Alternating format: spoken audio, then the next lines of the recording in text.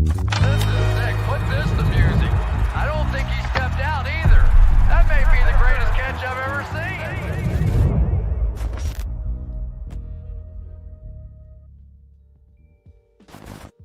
Welcome into another edition of the Giant Overreaction. We have been at it, y'all. We have been on that New York Giants grind one time. We've been going live now for 4 days straight. We're trying to keep that theme going. We definitely appreciate all of y'all pulling up and rocking out with us today before we take on the New England Patriots tonight in the preseason finale. It is absolutely going to be a great conclusion to this preseason. I'm looking forward to it. I'm looking forward to seeing my man Jackson Dart get out there, man. It's been a lot of good. There's been some bad so far in the preseason, but it's been more good than it has been bad. And, you know, as New York Giants fans that have been accustomed to seeing this team go out there not only in the preseason, but more importantly in the regular season, go out there and struggle, to see us come out in the first two preseason games, put up over 30 points in both of those games, seeing the difference in the competency in this quarterback room, it is literally night and day from what we saw a couple of years ago. You're seeing these young wide receivers, especially some of these UDFAs, thriving right now in the spotlight. The screen game has been on fire through two games so far. All four quarterbacks showing you that they have the ability to push the ball down the field, and all have connected on a deep shot down the field. Beat the Bills 34-25. Beat the Jets 31-12. It's looking up right now, and I'm trying to kind of, you know, just tame my expectations going into the season because, yes, it is only the preseason. But as I tell you guys, man, watch the reps. Don't necessarily just watch the results as we go into the regular season here. We got just a couple of weeks before we're going to be taking on the Washington Commanders week 1 here in the DMV.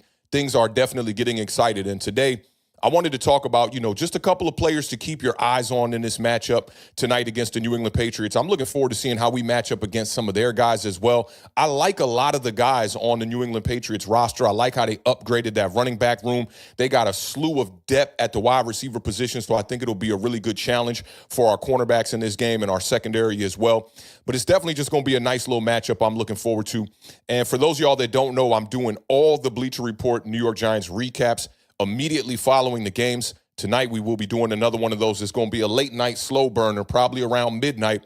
We're going to be doing that immediate recap on Bleacher Report. So if you guys want to pull up, check that out. Definitely be my guest. If not, we'll be back here for another Giant Overreaction probably tomorrow. I'm going to keep it real with y'all. I don't know if we can wait all the way up until Monday before we actually get a chance to talk about, you know, recapping this game with you guys over here on YouTube. And I definitely don't want to neglect this side of things. We're trying to put forth a better commitment to the YouTube side of things here. We've been extremely busy on Bleacher Report, but that's definitely not a reason to neglect what we got going on over here on YouTube. Let's tap in with the chat real quick before we get off into talking about some of the players and some of the units that I want to look at tonight. And then, you know, we'll just keep this show pushing. This one should be, I say it all the time, I know, but this one really should be a bit of a shorter show here. Total package 210 says Dart should start and play a half or more. Reps, reps, reps. I'm not mad at that. The more the merrier for me because, you know, as I'm about to speak about here in a second, this will be the last time we get to see Jackson Dart before we, you know, maybe see him in the regular season. We'll see how things go. Shout out my dog, Independent Outsider, is in the building. He says, I want to see something from the trenches on both sides of the ball, and can we stop the run, please? Neal's lack of pass blocking truly scares me. He isn't a starting NFL lineman, in my humble opinion. I don't disagree with that too much. We're definitely going to be talking about Evan Neal today as well. Y'all are hitting on some of the topics that I want to talk about, so good to see that we are all in lockstep and locked in here. Jameson's in the building. What's going on, Jamo? Appreciate you pulling up, representing your Dallas Cowboys today. Deaton Shelton is in the building. He says, I like the consistency with these live streams. Authentic. Put the 100 in the biceps in the chat, man. Big shout out to Deaton. He's been rocking out with us for a while, along with Steven Arce. Steven Arce said, which wide receiver we're reuniting with, Danny Duds, and save A.D. Mitchell or Alec Pierce from him. Man, Alec Pierce would be an awesome addition to the New York Giants. I love the way he stretches the field. A guy that can get down there, show you the burners, make plays, great hands down the field as well. And Adonai Mitchell is definitely another guy that we had our eyes on coming out of the draft as well. But big shout out my dog, Steven Arce, in the building. Welvin is in the building. Word is in the building. Shout out Valentino in the building. Barry Nonlaw is in the building. Shout out to Barry. I don't remember this name, but big shout out to Barry pulling up, rocking out with us. Jesser's in the building. We got ENA. We got Time in the building. What's going on, fam? Long time no see. Gregory's representing them Dallas Cowboys as well. He said, what up, Authentic? Victor Castro is in the building. Who else we got? Did I miss anybody? My dog Kansan is in the building. What's going on, fam? Good to see you here rocking out with us today. Bluegrass Picker. Shout out my dog Bluegrass Picker. You already know you get one of these, bro. Spike don't care. That's my dog right there. Big shout out to Bluegrass representing in the building one time. Victor Castro said, I'm thinking it's Jameson DeVito playing most of the game with Dart closing it out. Could be a chance. We'll see. Jameis Winston, I thought was going to be the quarterback too coming into the season. But in the first 2 preseason games, Brian Dable has opted to go with Jackson Dart second in both of those games. So we'll see. I'm looking forward to seeing how things shake out tonight. I'm kind of hoping that we get some of the starters as well. Let's see what else we got. Who else in the building? Kelvin is in the building. He says, Evan, Neal. Yeah, we're going to talk about Evan Neal, man. I'll keep it real with you. I don't have very lofty expectations for Evan Neal, but I thought he played a pretty decent game in the last preseason outing against the Jets. And for those of y'all that want to check out every one of his snaps, you can do that on the channel here. We did upload and compile all of the reps from Evan Neal against the Jets. We'll be doing the exact same thing here against the Patriots as well. So keep your eyes peeled for those videos as we get a little bit further on into the week. Let me see. Demario Montague is in the building, says salute Giants Nation. Absolutely. Sebastian Sakpase, mon cher, Mazo is in the building one time. He said the fit is clean, OG. Yeah, man, I'm just rocking some Commonwealth. Shout out to my dog Tom from Commonwealth. Always blessing me with stuff. I walk in there and I get that straight up celebrity treatment, man. I love it. That's my dog right there. And then I want to say my dog Cernock got me this vintage New York Giants hat from the 90s, man. Big shout out Sebastian in the building. The champ is here one time. Muhammad Ali rocking out with us.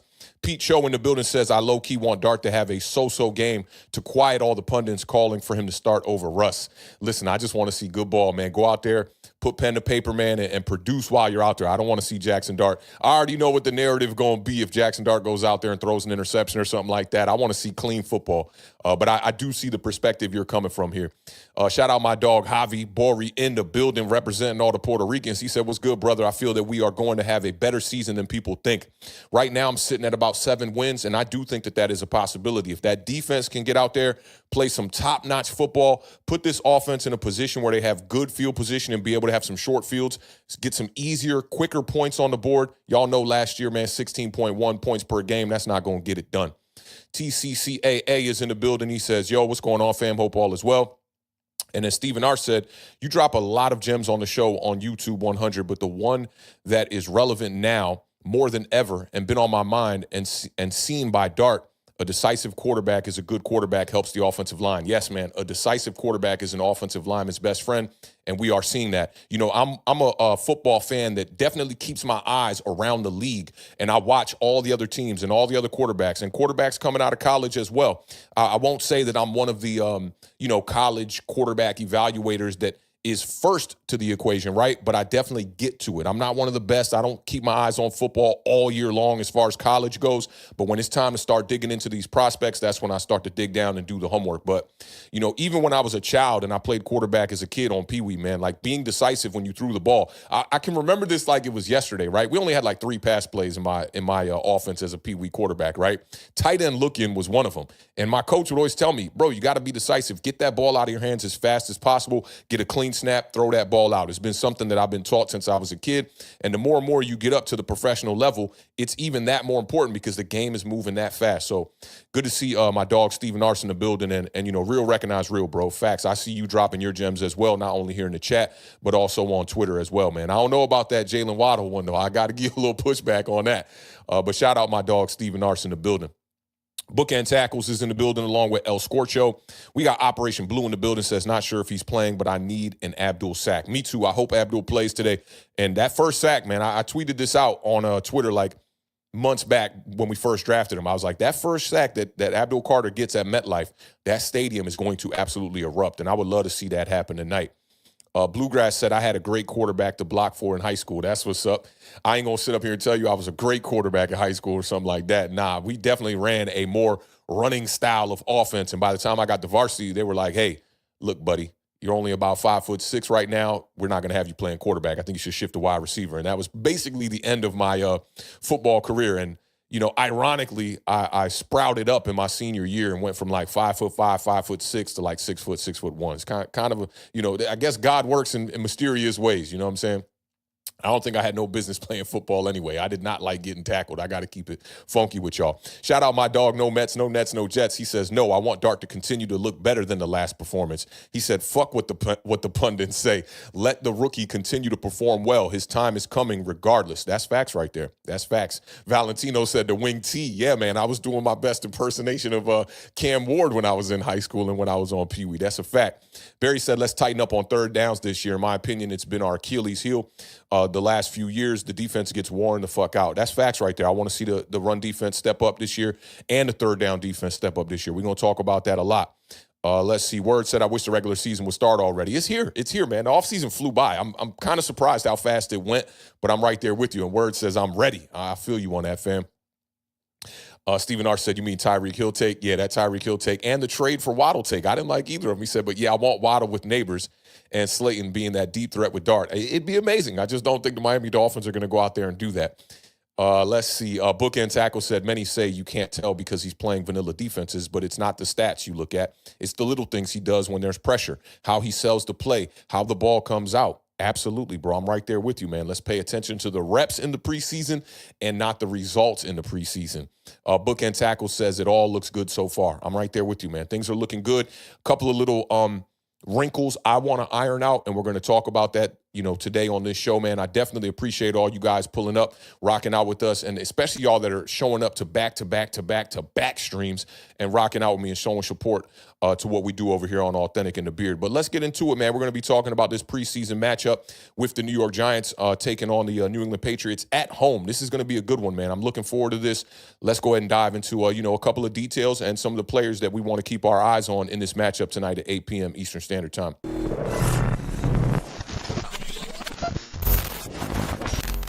All right, let's start right off the bat with what I'm not looking forward to, right? And what I'm not looking forward to is this the last time we're going to see Jackson Dart until further notice. And I've been enjoying myself watching Jackson Dart on Thursdays, as it's going to happen tonight, Saturdays, Fridays, Sundays, whatever day we get to play on in the preseason.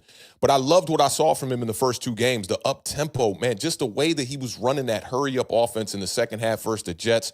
I'm looking forward to seeing a little bit more of that. I like that Brian Dable tried to catch him off guard and, slip him into the game, in an unexpected moment when he was probably just sitting on the sidelines, just making sure that your rookie is over there paying attention. I think that was a great move by Brian Dable, a very veteran coaching type of situation to put your young quarterback in. But Jackson Dart has been just absolutely balling out, man. 14 of 16 for 137 yards, 2 total touchdowns, 0 interceptions against the Jets. Really can't ask for more. 26 of 35 for 291 yards, 2 touchdowns, 0 turnovers, 29 rushing yards, and 1 rushing touchdown in his 2 performances in the preseason. Y'all know that Jackson Dart was one of my guys. Got a lot of pushback when I had him listed as the quarterback 2 in the 2025 NFL draft, and I'll continue to say that. I want y'all to stockpile these receipts and tell a friend to tell a friend, as Carl Banks would say, that Authentic been telling y'all that Jackson Dart was going to be one of those ones. And I'm eager to see him get out on the field for some regular season action, but I'm also patient enough to be able to wait this out, see how Russell Wilson can come out here and perform as a savvy veteran and lead this New York Giants offense in 2025. But Brandon Brown got a chance to speak about Jackson Dart's development just recently in a press conference, and I love some of the stuff that Brandon Brown is saying. Brandon Brown is on his way to being a general manager in the NFL, and I think he's, if he can't get the general manager job with the New York Giants, his, tenure here with the Giants, I think, will be coming to an end within the next 2 to 3 seasons. But this is what Brandon Brown had to say. He said, obviously, our offense is not the easiest, speaking on it to learn. He said, but what he's able to do in terms of on the daily to get the tutelage from Russell Wilson and from Jameis Winston, we can bring him along at the right, call it, pace. That, to me, kind of insinuates that they're not just trying to slow play him as the starter, that there is a chance here that Jackson Dart's going to see the field in 2025. He also said where we don't have to force him into scenarios that he's not comfortable with. And you see it from OTAs to minicamp to early training camp to the preseason games. It's just a comfort level. The game is slowing down for him. And I just think from the rhythm and pace that he's playing with and the tempo that we're able to push, it all lends to his strong suits. Love hearing those kind of things about my quarterback. I'm going to be patient, as I said, with Jackson Dart. But as I told you guys on the last stream, I think Jackson Dart is ready to play right now. We know that Russell Wilson is ready to play right now and also has those leadership, the experience all of those things under his belt to be able to go out here and lead the New York Giants to some victories. But that leash is going to be short. I will say that. I do think that the leash is going to be short. And if you're paying attention to some of the things going around the NFL, a lot of these people are saying that Jackson Dart is going to go out there and play more games than Russell Wilson will. Mike Clay from ESPN, we talked about that on yesterday's stream, has been talking about that a ton. We've heard it from guys like Chase Daniels. We've heard it from Mark Schlereth as well. There's just been a lot of talk about this guy. Looks like he's ready to go. And from what I'm seeing, I know it's just preseason, but in my evaluation of the reps, Jackson Dart has looked amazing. The next topic I want to talk about here, Dante Turbo Miller. It's going to be tough to keep him on the roster. The decision is either going to be keeping Dante Miller along with the other 3 running backs that we have on the roster, or maybe keeping our wide receiver room a little bit smaller, possibly our tight end room a little bit smaller, to make way and make room for a guy like Turbo Miller, who absolutely has excelled at the running back position, especially in the passing game. Now, we know we're keeping Tyrone Tracy. He is the running back one. And I've said that since early on from last year. I want to say after the Washington game when Devin Singletary had the fumble in the second half, and we saw Tyrone Tracy start to get a little bit more burn in the next coming weeks, I labeled him as running back 1 right away. You also got Cam Skattebo, my apologies. I know a lot of people don't like hearing me say Skattebo. But Cam Skattebo, who is really the only new weapon on the New York Giants offense, right? And he was drafted in the 4th round. That is, not necessarily premium draft, quality and whatnot, but it's still a position that you see running backs get drafted early on in the draft around those rounds. You always have those guys that are going to separate themselves from the pack and be drafted in the 1st round on day 1, possibly in the 2nd round. You're looking at guys like Ashton Genty. You're looking at guys like Omarion Hampton. My favorite running back in this draft, R.J. Harvey, who ended up going to the Denver Broncos. He was drafted, I want to say, early in the 3rd round. So that is like the sweet spot for running backs. So when I look at Cam Skattebo being drafted in the 4th round, after the success that we saw from Tyrone Tracy, it absolutely shows you that Joe Shane's trying to upgrade that unit, right? And he also is showing you the commitment to a running back by committee. Cam Skattebo's absolutely going to make this roster. Tyrone Tracy's absolutely running back 1. He's going to make this roster as well. Devin Singletary's likely going to make this roster, y'all. He's on the books for $4.7 million. The dead cap hit for Devin Singletary is $6.2 million. I don't think that the Giants are in a position to be able to, cut him right now and just throw money out there to just lose this type of money. $6.2 million is a lot of good money. The potential out in Devin Singletary's contract, and I think this is where Joe Shane may have made a mistake on the contract, is having the potential out on the contract not being there until after the 2025 season. Things are really tough in this running back room for Devin Singletary to get on the field and get snaps, with Cam Skattebo being drafted in the 4th and Tyrone Tracy being the guy who looks like he's going to be the running back 1. But, I've talked about experimenting with early on in the season, trying to give Devin Singletary, a certain amount of looks and a certain amount of touches so that by the time we get to the trade deadline, teams are viewing Devin Singletary as a viable option as a trade candidate.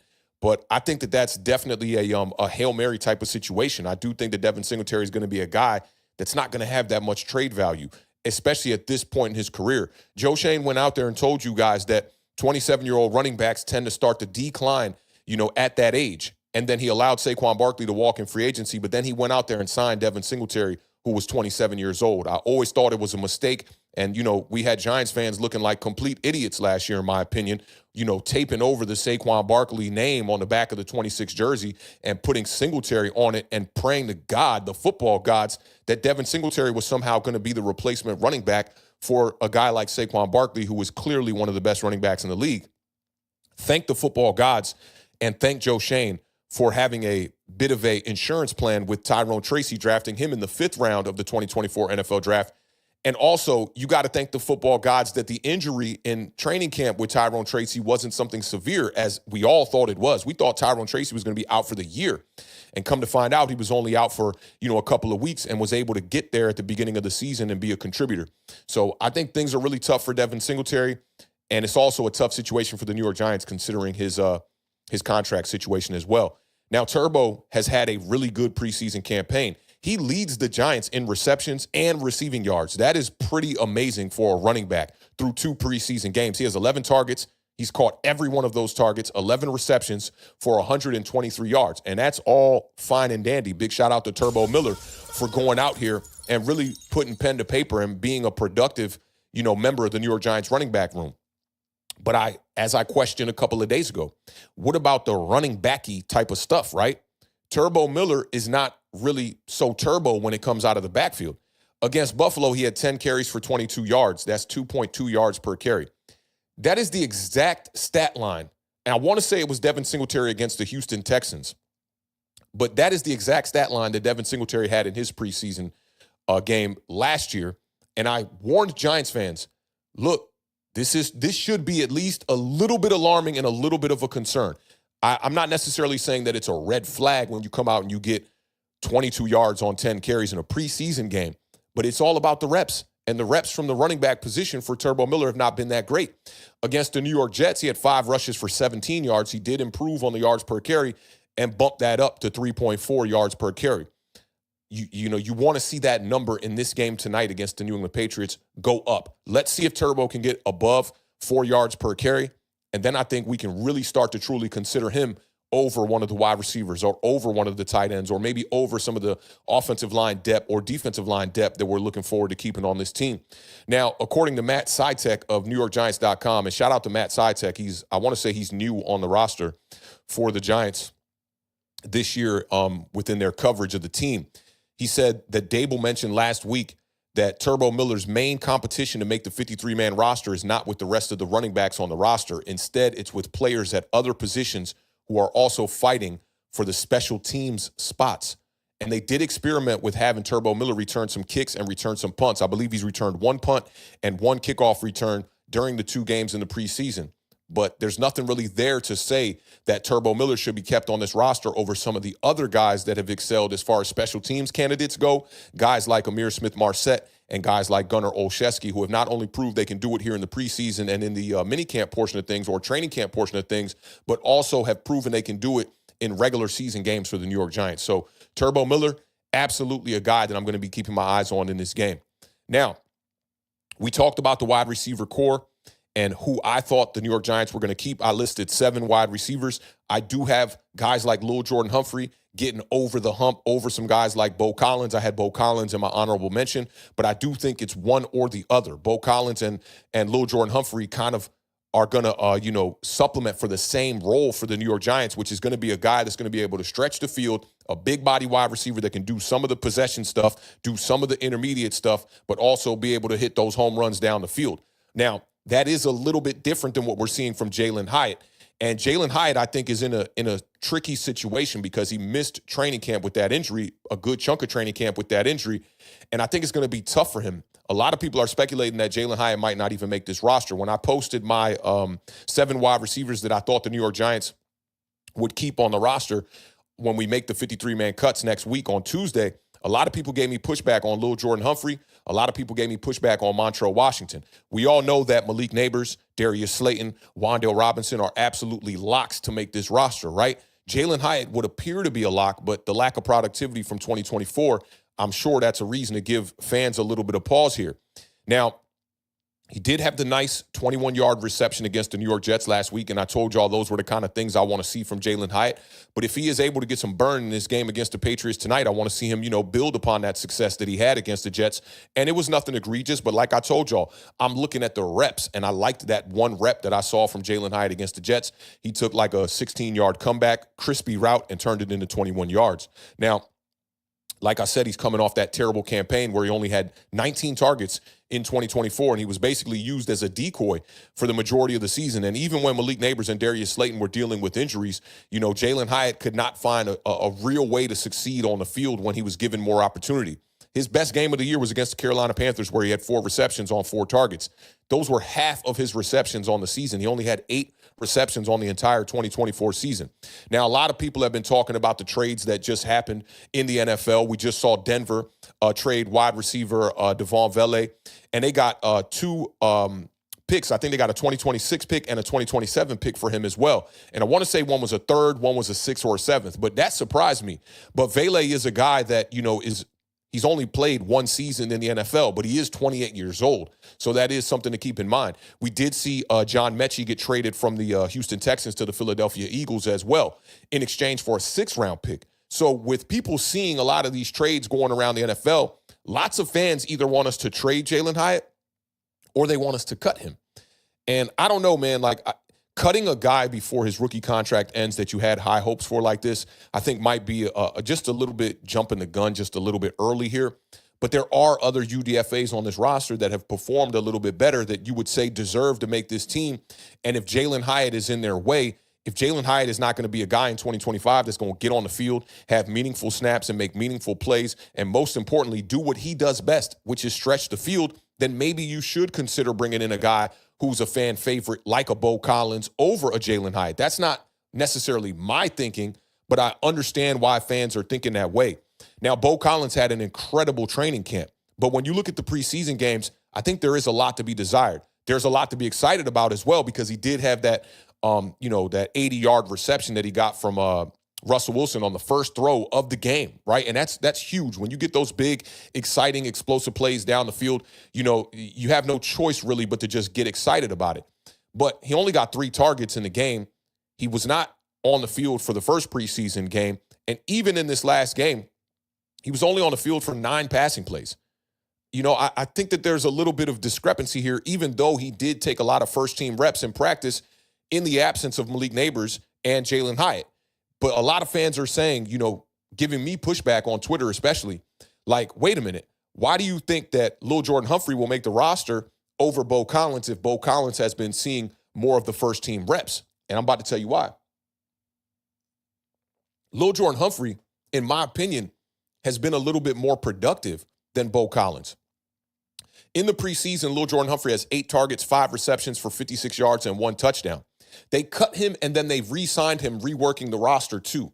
Now, I'm not trying to look too far into that, but I think it would be a little bit strange to cut Lil Jordan Humphrey, re-sign Lil Jordan Humphrey, and then cut him again. We have seen that happen in the NFL a ton, though. I'm not going to sit up here and act like that does not happen. But I do think that would be just a little bit interesting. I like what Lil Jordan Humphrey brings to this offense, big body presence, and I think that's something that the New York Giants lack. If you're not going to go out there and sign a free agent wide receiver like a Gabe Davis, I think Lil Jordan Humphrey fits that mold very well. And I think, this is the big question mark between a lot of these wide receivers that are, on the bubble or towards the bottom of, the top guys in that unit. How many of those wide receivers are actually going to be a difference maker when we get to the regular season? It is why I place a little bit more emphasis on the wide receivers who do have the special teams capability, like Amir Smith-Marset and Gunnar Olszewski, because if they are not on the field, then at least they're going to be a contributor when it comes to the special teams department. For me, a guy that I think can possibly be a bit of a difference maker, and Richie James is the reason why I'm thinking about that, because Richie James came here and in 2022 had an outstanding season with Daniel Jones at the quarterback position. He was a very unsung and a very utilized piece for the New York Giants, and I thought that when Wan'Dale Robinson got back in the lineup, it took away from what Richie James was building upon. I thought that Richie James made Wan'Dale Robinson a little bit expendable, but Wan'Dale Robinson did come back in 2024, and when he got the opportunity, he made some plays. He put up, 699 yards on just under 140 targets, so he's showing you that he is a capable player. But Montrell Washington and his yak ability, that reminds me a lot of what we were getting out of Richie James. Now, Montrell Washington has 4 receptions on 7 targets for 79 yards through 2 games. The number that stands out for me that it just makes me go, we got to keep this guy on the roster. 19.8 yards per reception. 32 yards after the catch versus the Buffalo Bills, where I'll continue to just state it. The way that he had Damar Hamlin on straight up roller skates and with the little bit of room that he had to operate, right? You're looking at just like a 4-yard window to operate. After shaking baking 2 other defenders, he still put Damar Hamlin on skates. And Damar Hamlin's not having the greatest preseason. I get it. He's probably a little bit timid after the tragic situation that happened to him a year ago. But at the end of the day, Montrell Washington, I think, brings that excitement in the short and intermediate game. Whereas these other wide receivers that I'm naming, the Lil Jordan Humphreys, the Bo Collins, none of them present that skill set where they could catch a quick slant or catch a little quick out 5 yards and turn that into 20 yards. That's why I'm a big fan of Montrell Washington. Looking forward to seeing what he can bring to the table tonight, along with all of these wide receivers. But This is going to be one of the toughest units to trim down to 6, 7 wide receivers. It's going to be tough. Tight end unit, same exact thing. You got a bunch of dogs in that room, and you got guys that share similar skill sets, from Theo Johnson to Daniel Bellinger. Chris Manhertz is probably the best blocking tight end that we have on this roster. Thomas Fidone has been making plays out there. His wingspan, his catch radius, the way that he can secure the ball at the catch point. Thomas Fidone is definitely an intriguing player at that position. And I think, although he was drafted in the 7th round, I think he's going to be a guy that's going to make this roster. Now, let's talk about a little offensive line here real briefly. Evan Neal. Can Evan Neal possibly be a viable option as a depth piece for the New York Giants this year? My heart says no. I want it to work out so bad, because Evan Neal is a former top 10 first-round draft pick from the 2022 NFL Draft. Now, the performance versus the Jets, again, I told you guys, we compiled every one of his reps. It's on the YouTube channel if you want to check it out. I know offensive line, all 22, can be a little bit boring, especially when you got to decipher through it all. So it's cut up, it's trimmed. We trimmed the fat, tried to make it as concise as we possibly could. If you want to check it out before the game, do as you please. But my evaluation of Evan Neal so far is that nothing extremely terrible, but I didn't see anything excellent either. I would say that he held his own. He did come in and play most of his reps with the second team. Jackson Dart was the quarterback for the majority of the time that Evan Neal was out there, and Jackson Dart is being extremely decisive, and I think that's making Evan Neal look that much better. He did give up 1 pressure. He did give up 1 sack. In my opinion, he still looks a little bit unsettled, and I think that his confidence is getting a little bit better at playing the guard position, but he's still playing a little bit hesitant. He still looks like a guy out there on an island that almost doesn't know what his responsibilities are from one play to the next. So I'm hoping to see Evan Neal go out here today, get some reps, get some playing time, and put out some better tape. And we will be compiling all of his reps as well.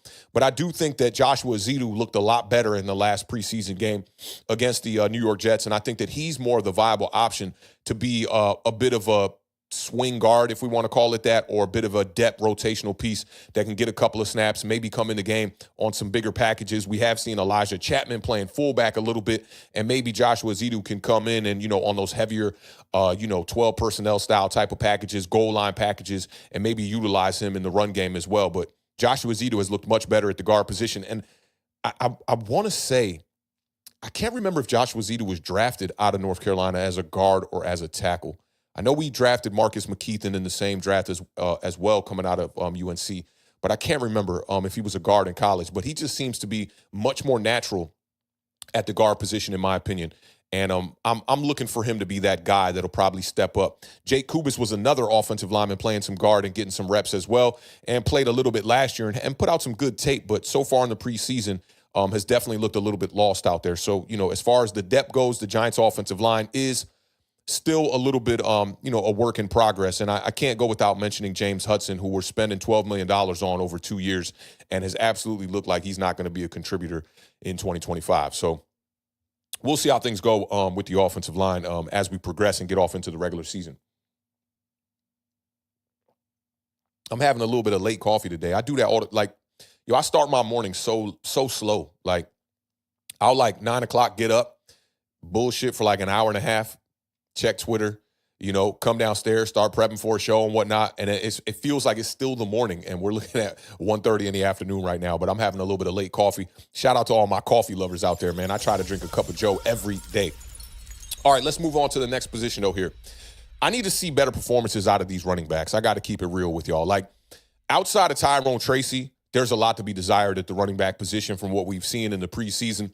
Versus the Jets, Dante Turbo Miller, 3.4 yards per carry, which was a bit of a uptick for him coming off the Buffalo Bills' lackluster performance. Like I said, I want to see that number get above 4 yards per carry today against the New England Patriots. Devin Singletary, 2.5 yards per carry against the Jets. He did have the 1 touchdown. It was on the goal line. I'm not looking into that too much. Jonathan Ward averaging 3.2 yards per carry, but Tyrone Tracy was the guy. He was extremely solid against the Jets, and I think he's going to be that front runner. I know everybody wants to see running back by committee, but I think that this running back by committee that most people think is going to be 3 running backs, I think it's going to be more of 2 running backs. I think it'll be more Cam Scatterbu and more Tyrone Tracy as well. But Tyrone Tracy had 7 rushes for 39 yards, 5.6 yards per carry. And as a team, the New York Giants rushed for just 80 yards versus the Jets and just 79 yards versus the Bills.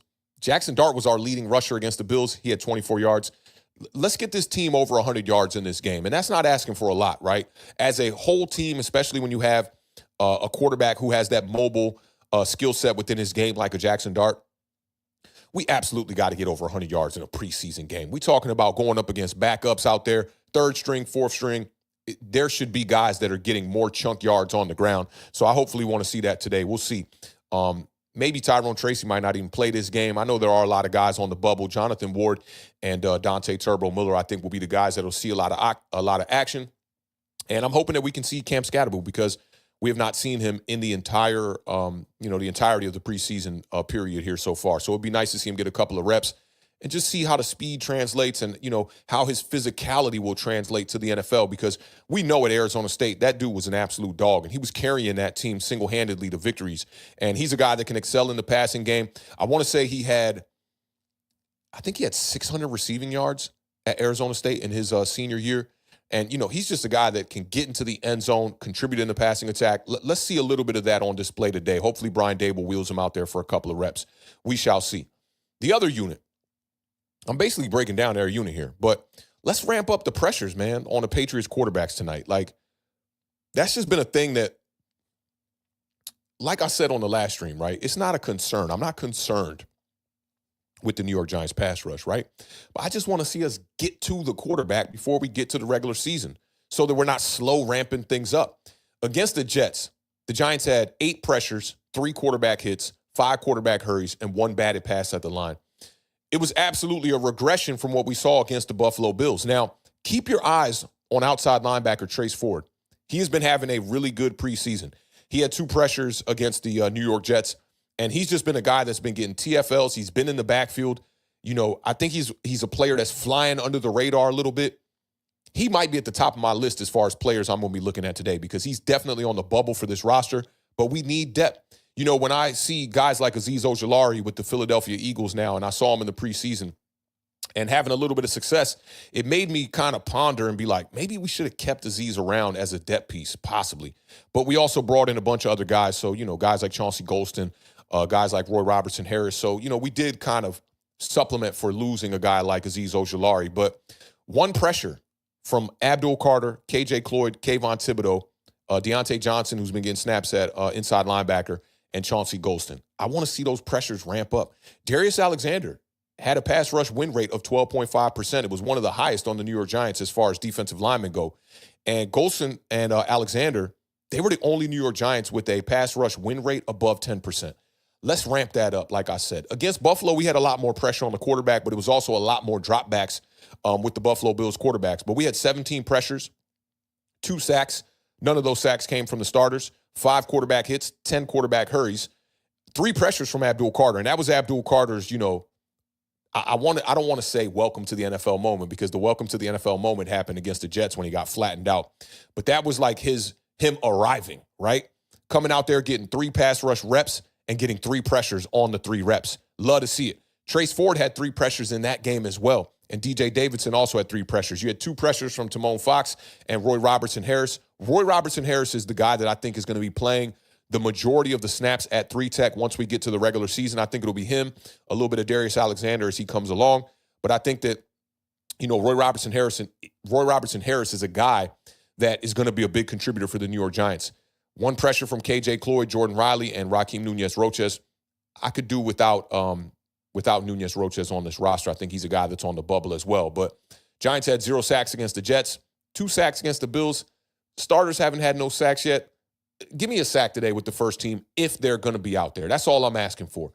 And we gotta stop the run. That's I know that's probably one of the things that Giants fans are most concerned about is stopping the run, right? Like, we were terrible last year and the year before that stopping the run.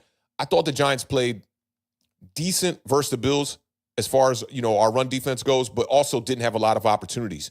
They did allow 58 rushing yards to the Bills, but the Bills only had 15 rushing attempts. 14 of them came from the running backs.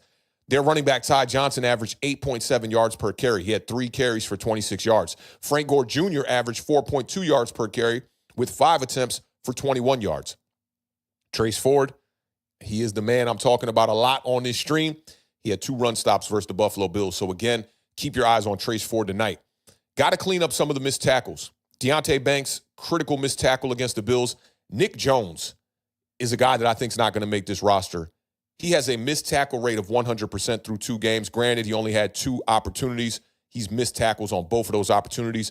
I also want to see Micah McFadden step it up, fill these gaps a little bit, finish these tackles, man. Like, Micah McFadden's a guy that we know is capable, but if you're going to have like some of these smaller packages with Abdul Carter playing 3-tech at defensive tackle, then you're going to need that much better performances from your inside linebackers.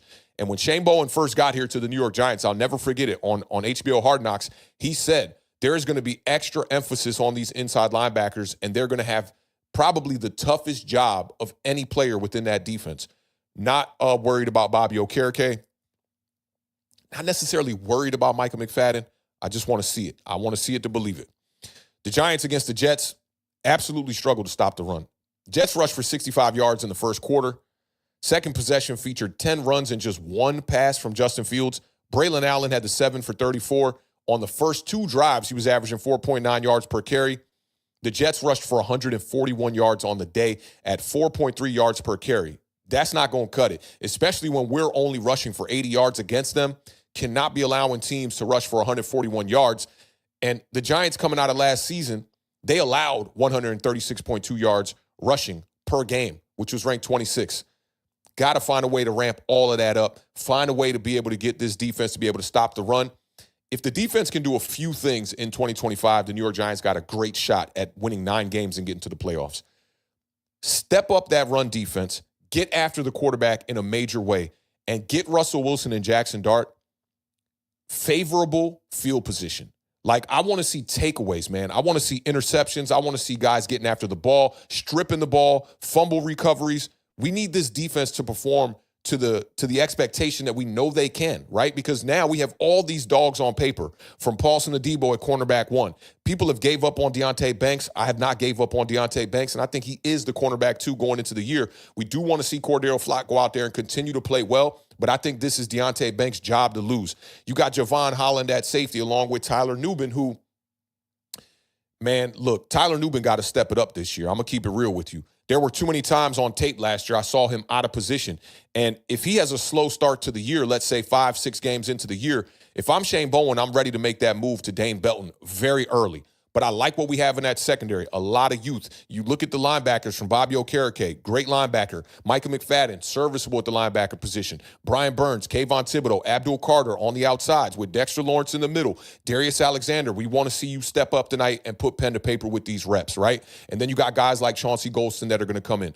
This defense should be one of the better units in the NFL, but that is what we're seeing on paper. And we've done this before. Last year, we got off to a quick start. The New York Giants were number 1 in the NFL in sacks through about 8 games, and then things kind of fell apart. We saw Brian Burns dealing with injuries. We saw Dexter Lawrence dealing with injuries, and the New York Giants struggled to get after the quarterback in the back half of the season. So we want to see consistency. We want to see longevity. We want to see these guys getting after the quarterback in a major way and intimidate quarterbacks, right? And I think that way that will rub off on the offense. I think we have the correct leadership with Russell Wilson coming out there. I am worried about the weapons a little bit, but with better quarterback play, we're hoping that the guys that are at the wide receiver position, along with Theo Johnson, Daniel Bellinger, and others at the tight end position, will step up and start to play better. A lot of people have blamed the quarterback, right? I'm starting to even see the people that were Daniel Jones homers throughout the whole entire tenure of his career through 6 years saying, whew, now that we, have a new quarterback on the roster and that shit show is behind us, now we can really see what we're going to get out of these wide receivers. And I do agree with that. But I will say, tame your expectations. Just swapping out the quarterback is not going to turn Darius Slayton into a wide receiver 1. He's coming off of one of his worst seasons. I want to see him go out here and bounce back and get better this year in 2025. And not necessarily live up to the $36 million contract, but just play to that capability, man. Like, we know what Darius Slayton is capable of. We saw it in his rookie year. We saw it in 2022 when he started off the year in the doghouse, right? And didn't even get a chance to really get many meaningful reps in the first couple of games. But then as we got down the stretch towards the back half of the season, Darius Slayton became, one of those guys, along with Isaiah Hodgins in the playoffs, who had a really good playoff performance against the Minnesota Vikings. But this wide receiver core for the Giants, it's not going to scare nobody outside of Malik Neighbors. And that's the part that worries me. You see Jalen Hyatt and these defenders lining up 10 to 12 yards off the ball. Same thing goes for Darius Slayton, who I think does run the intermediate stuff a little bit better. But we got to find a way to threaten these defenses and threaten these secondaries more importantly. I think it'll start with the running game, obviously, Tyrone Tracy being the guy that will establish the tempo of the New York Giants offense. And if we do get to see the starters tonight, along with Russell Wilson, I'd love to see a little bit of up-tempo with Russell Wilson running some of the up-tempo offense as well, just to have a little bit of a comparison, to what we saw from Jackson Dart in the game against the Jets, where he had the 2 drives where he got to run a little bit of hurry-up offense. So that's really it for me. I kind of just want to kind of dive through the chat before we get up out of here one time and just kind of see, like, what you guys think and, like, who is your player to watch tonight, right? Like, who is the guy that you're keeping your eyes on? For me, it's outside linebacker Trace Ford. I absolutely want to see what Jalen Hyatt can bring to this offense if they give him some meaningful snaps. And Russell Wilson, as I said, I want to see him get a little bit of, just a little practice, some reps at the hurry-up offense, and just see what this offense looks like with Russell Wilson, running some up-tempo stuff. I've told you guys before, I was, I had the luxury of going to the Washington Commanders, like, film study that they did to only their season ticket holders last season. And right off the bat, they talked about in Jaden Daniels' rookie year, they were like, we're running a heavy up-tempo offense this year. We're going to be able to call our plays at the line. And the faster and the quicker we get to the line, this was the part that stood out for me. This was Darryl Tapp, and it was Bobby Ingram, the wide receiver coach. And they were saying, like, we're going to get to the line as fast as we can possibly get to the line so that we have more time at the line of scrimmage to diagnose what is happening up front and allow our young quarterback to get into the necessary checks. I love that strategy. And I think the Giants could take a page out of that book. I'm not going to say the Commanders book because a lot of teams run, offenses like that. And another little nugget that I saw, man, that really stood out to me over the past couple of days here. I think it was Warren Sharp. No, it was Brett Coleman. It was Brett Coleman from Bootleg Football who posted a retweet from another content creator out there that talked about an interview that he had with the Houston Texans coaching staff. And they spoke about C.J. Stroud. C.J. Stroud makes no checks at the line. And this will be the first year that C.J. Stroud makes checks at the line. I thought that was extremely surprising, y'all. The knock on the Daniel Jones tenure was that throughout the first couple of years with Mike Kafka and Brian Dable, he was not making the checks at the line. And Mike Kafka told us all of that to our faces in a Twitter space, right? He said that in the first year, it was John Feliciano making all the checks at the line, but Daniel Jones did have the luxury to be able to correct some checks or change some things after the initial check. And I've seen a lot of rhetoric going around, social media from the Giants community, like, we can never have a quarterback that's not making the checks at the line.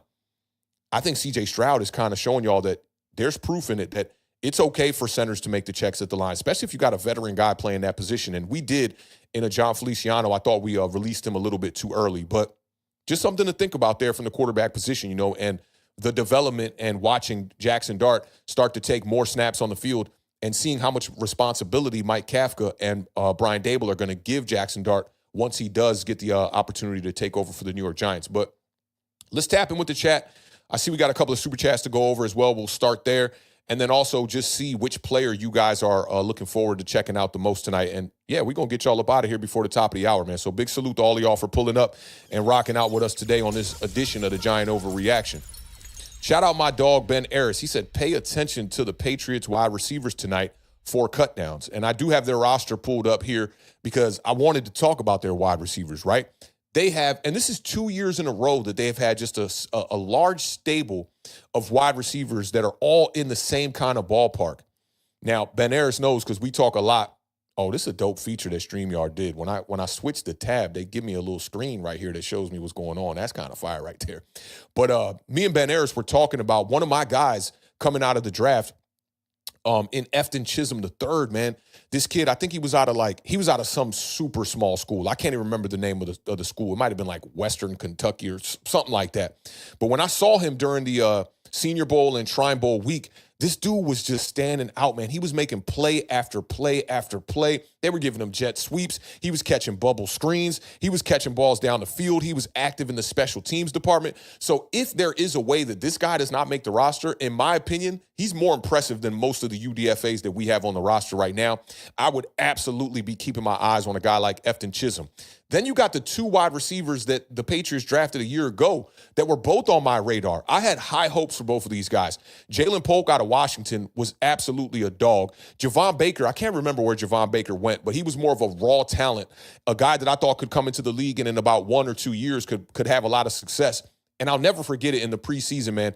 Drake May, in his debut, he put like a 60-yard bomb down the middle of the field, and he hit Javon Baker dead in his hands, and Javon Baker just completely shit the bed and dropped the ball. But he's definitely a guy that I would keep my eyes on. And then also in the tight end department, man, I don't know if Jaheim Bell's going to be a guy that's going to be on the bubble, with Austin Hooper and Hunter Henry at the tight end position for the Patriots. Jaheim Bell's a guy to keep your eyes on as well. But the Patriots are stacked, man. Stephon Diggs, they still got Kayshon Boutte from last year, who had a decent season. DeMario Douglas, Pop Douglas in the slot. They brought in Mac Hollins. They still got Kendrick Bourne over there. I mean, there's just a ton of average wide receivers over there. So 100% agree with Ben Ayers on what he's saying here, man. And big salute to you for supporting the channel, my dog. Definitely appreciate that $1.99 super chat one time, man. That goes a long way, brother. Shout out my dog, Door Gunner, man. Door Gunner's been literally the sponsor for Authentic and the Beard over the last couple of streams this past week, man. He's representing those Washington Commanders. Big shout out to Door Gunner with the $2 super chat. He said, Russ used up his one good bomb in preseason. Go ahead, dog. Why, y'all gonna stop sleeping on Russ. Look, so I looked up the numbers today. Russell Wilson came in as far as explosive throws, 20 yards or more in the NFL in 2024. He was in that range. I want to say he was between 20 and 24. I don't want to quote it wrong. I know he was between 20 and 24, but I was kind of, not even debating, but one of our YouTube family members came into the chat and was like, yeah, Russell Wilson stinks. I hate him. He's faking like he's a good guy. He's a horrible person. He was saying, I hate his whole corny shtick. He's basically Carlton from the Fresh Prince of Bel-Air, trying to fake leadership, fake all this good guy stuff. And then he talked about he's terrible at throwing the ball down the field. And that prompted me to go look up the numbers. And he was sitting between 20 and 25 as far as quarterbacks and explosive plays over 20 yards. But he only played 11 games. He had one less explosive throw over 20 yards than Patrick Mahomes. And I know over the years, these safeties been playing a lot of too high versus Patrick Mahomes, which in return has forced them to throw the ball underneath a lot more. But you're not going to hear people saying, hey, man, Patrick Mahomes can't throw the ball down the field. Strategy is extremely important. And I do think Russell Wilson's going to be able to throw the ball down the field. Hopefully he just can win some games and stay on the field and be able to do that. But I catch the drift, Door Gunner. I like the bars you've been throwing at Russell Wilson the last couple of days. Yesterday he said you can't spell Russell Wilson without an L. And that one, it definitely, it hurt my heart. I ain't gonna lie. It definitely hurt my heart. But shout out to Door Gunner, man. He tossed up another $5 super chat here. He said, Debo worked hard to get in shape for this fast-paced offense. We used the up-tempo to keep favorable matchups on the field to get them tired. Absolutely, man. It's a great way to do that. Once you get a team and a personnel that you can exploit, right? Like, let's say you run in 11 personnel and you catch the defense in a bigger package, right? You can keep that package or that personnel on the field as long as you can until they can possibly get, the new personnel on the field, and you exploit those matchups. Washington did a great job of that last year, man, and I do expect Washington to be a better team this year. I was talking with a couple of homies on Xbox yesterday, a couple of my Day One Sandbox homies about the Commanders, and it just seems the rhetoric around the Commanders is that they're going to fall apart this year and regress. I think the win column might come down a little bit. What y'all win last year? 13 games, I think, in the regular season or something like that. I think the wins will come down, but I do think that you guys are still going to be a fairly good team this year that'll be, competitive and be in the mix for the playoffs for sure. But I'm hoping that, we get a little bit of luck and the New York Giants can find a way, sneak out a couple of divisional victories, and maybe we can sneak our way into the playoffs. But that's the optimistic side of me, not necessarily the realistic one. But shout out Door Gunner. He came in with another $2 super chat as well. Shout out Door Gunner, man. He said, who do the Giants put on Jalen Lane week 1? It depends. Has Jalen Lane been operating more out of the slot from what you've been seeing in training camp? And if that's the case, then it's going to be Andrew Phillips on him. If he's been operating on the outside, the thing about the New York Giants and bringing in Paulson Adebo is that Paulson Adebo has played predominantly to one side for the majority of his career. I want to say like 95% of his snaps have been on the right side. And during the preseason, he's basically been stuck to one side. So it won't be a travel situation. You'll probably get to see all three of our cornerbacks going up against a guy like Jalen Lane. I thought he had a pretty decent preseason outing against Cincinnati Bengals the other day too, man. And Jalen Lane was a guy that really wasn't on my radar as much. I didn't have him like in my top 15 wide receivers on my big board, but definitely a capable wide receiver. I like his skill set, got enough speed, got some good hands. A guy that can come in and really lock down that wide receiver 3. You could say hybrid wide receiver 2 type of position, because Deebo Samuel is kind of going to be more of like a gadget player, I think, for y'all offense, doing a little bit of wide receiver stuff out of the slot, but also doing some things out of the backfield, some jet sweeps, some design runs for him and whatnot. But, yeah, if he's going to be in the slot, you'll see a lot more of Andrew Phillips.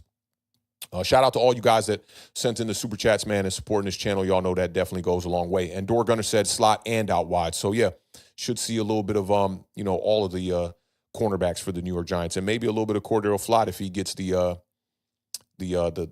starting position at cornerback too.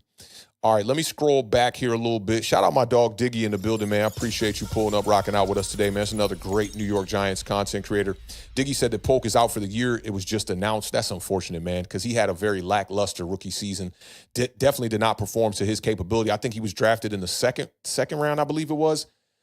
They had a bunch of good wide receivers coming out of Washington that year too, man, with Romo Dunze and then the other homie that the Tampa Bay Buccaneers, I believe, drafted. If it wasn't the Bucs, it was the Vikings, but I'm pretty sure it was the Bucs. But a lot of good talent coming out of Washington in the 2024 draft. Let's see. Okay, Diggy says the guy that he's looking for tonight is Scatabo. If he plays, yeah, I'm right there with you. That's going to be nice to see him get on the field. Shout out my dog 1T in the building, man. He said, I wonder how the coaches will decide on the wide receiver room. Have to consider versatility, reliability, special team / return game. Excited for that tonight. Yeah, that's all of those things are very important, man. And 1T is somebody that, I will give major props to. 1T knows ball, man. Big Notre Dame fan. Dude definitely knows what he be talking about. The only thing that me and 1T have a little bit of a discrepancy on is the way that Tyler Shuck has looked throughout the preseason so far.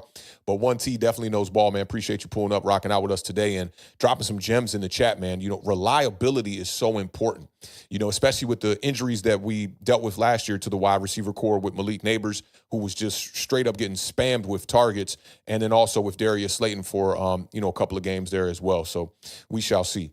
Let's see what else we got. Louis R's in the building. He said Collins is my guy, talking about Bo Collins. Listen, I saw a thread today from my homie Bobby Spence, who's a fellow musician that also does Giants content as well, very active on Twitter. And he posted, do you guys think Bo Collins is going to make this roster? And I went through the comments on there, and there was a lot of comments. There was at least 40, 50 comments on that post. Everybody said Bo Collins is going to make this roster. So he's absolutely a fan favorite for sure, man. It wouldn't surprise me if he makes the roster. I think it's a very difficult decision, as 1T was talking about. But I just favor Lil Jordan Humphrey a little bit more with the experience that he has. And again, I just think that none of these guys are going to be true difference makers. And if I had to, really place some money and place a bet on any of these, fringe wide receivers on this roster being difference makers, I just think it would be Montrell Washington. He's got a great shiftiness to his game that I think, we really don't have in many of the other wide receivers outside of Malik Neighbors. So that's why I want to keep Montrell Washington on this roster. But, then again, you keep one of these guys on the practice squad, and there are going to be teams that are going to be looking to try to bring those guys in. Diggy said, thank you. You're the only other person I've seen say that you saw Newman out of position. He caused a lot of confusion back there. Yeah, and I'll tell you who brought it to my attention was my homie Da'Illa. Da'Illa, man, is he's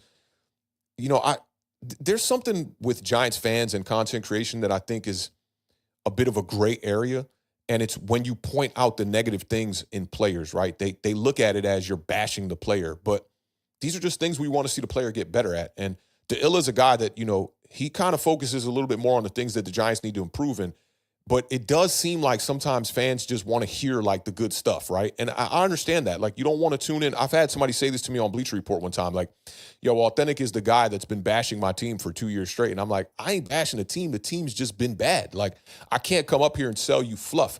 I always tell y'all I'm not a mascot for the New York Giants. I had somebody in my Twitter mentions come into my mentions, and say something like, along the lines of like, this guy's always wrong. He's always saying the New York Giants are going to be bad. And I'm like, right there, that's kind of like a hypocritical statement, because like, if I'm saying the New York Giants are going to be bad, they've been bad. There's no way around that. And now we have a little bit of optimism going into the season. I am looking forward to that, seeing this team get better, seeing these young guys progress. But at the end of the day, I enjoy pointing out some of the flaws that we see within the offense and within the defense. And I know that's going to ruffle some feathers, because people want you to say, oh, man, Abdul Carter's the next Lawrence Taylor, and Darius Alexander is going to be, Bash Brothers with Dexter Lawrence is going to be the second coming of Mighty Ducks 2. And Javon Holland is one of the best safeties in the league, with ignoring some of the things, the glaring issues that some of these players do have already. And I've even heard people say that the preseason doesn't even matter and all this stuff. And it's like, how do you think Brian Dable's coming to a determination of how he's going to cut this roster down? You think the preseason doesn't matter at all to that? I just got to give pushback on that. And Diggy's always been a content creator, I think, that has really good balance within that, like knowing when to give props to the players if they go out there and they succeed and they excel within what they're doing within the scheme of this team, then you give them their props. And I try to do that too. People will say, oh, you never gave Daniel Jones his props when he played well. We would literally come up here and literally have streams dedicated to a Daniel Jones performance when he played well, and we would give him his flowers. But at the end of the day, consistency was always the issue. And if you cannot be consistent, not only at the quarterback position, if you can't be consistent at any position that you play in the NFL, well, you're not going to be on the same team for too long. So I try to keep it a little bit balanced. Maybe I do get a little bit more, pessimistic than I do optimistic. But in my eyes, I look at that as just being realistic, and the results have shown that, these concerns definitely are warranted for sure. Shout out my dog MK5VW, said Banks is scared to turn his head around because he is scared to get burnt and scared of a PI because the refs are so soft now. Corners can barely actually play corner. Man, you sound like one of my homies, Dway. My homie Dway, who played corner at Catholic U, he always said this. He's like, all the rules, man, are just, favored towards wide receivers. And that is absolutely right, man. You cannot put your hands on these wide receivers. They will call PI. And I think Deontay Banks, as I said on a couple of streams ago, he just needs to work on raking the ball out more. If you're not going to turn around, then you got to be elite at raking the ball when the wide receiver gets his hands on the ball. And, you're seeing wide receivers now being trained to get the late eyes and to get the late hands, right? And that means, back in my day when the ball was in the air, we turned around and looked up. And like sometimes when I would run like a post route, I turned my head as soon as I came out the break. But nowadays you're seeing wide receivers, man. I don't know if y'all saw that clip of Stephon Diggs at practice with the Patriots. It's the latest hands I've ever seen. Like the dude literally just kept his hands at his waist. It's funny. It reminds me of a skateboarder that I love. But he kept his hands at his waist. And then when the ball was getting ready to fall down at the last minute, he put up the late hands and caught the ball. So wide receivers are getting better at that. Late hands, late eyes, and then better releases. If Deontay Banks is going to be a guy that can't get his head turned around, which I think is okay, you're on defense for a reason because you can't catch the ball. You got to be elite at raking the ball out of these wide receivers' hands. But I do agree with you on this, MK. That's a great point right there. Victor Castro said Bellinger has played fullback, and in my opinion, looks like the best compliment for Fedoni. That's a good point right there. I've been talking about that myself. When you look at the reps at H-back for the New York Giants, Daniel Bellinger definitely leads that category for sure over all the other tight ends. Chris Manhertz was second, and it wasn't even a close race there for them.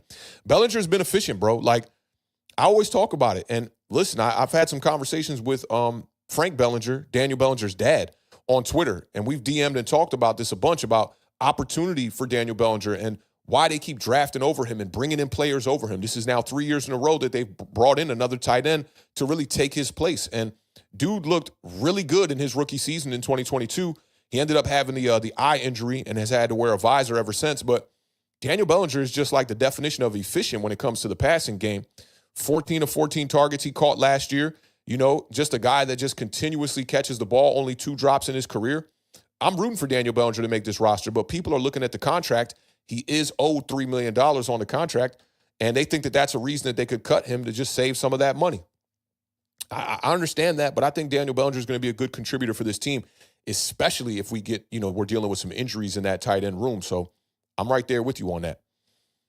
Oh, man, and Victor Castro's talking about Greg Dulcich as well. And I thought Greg Dulcich has had a really good camp and a good preseason quietly, right?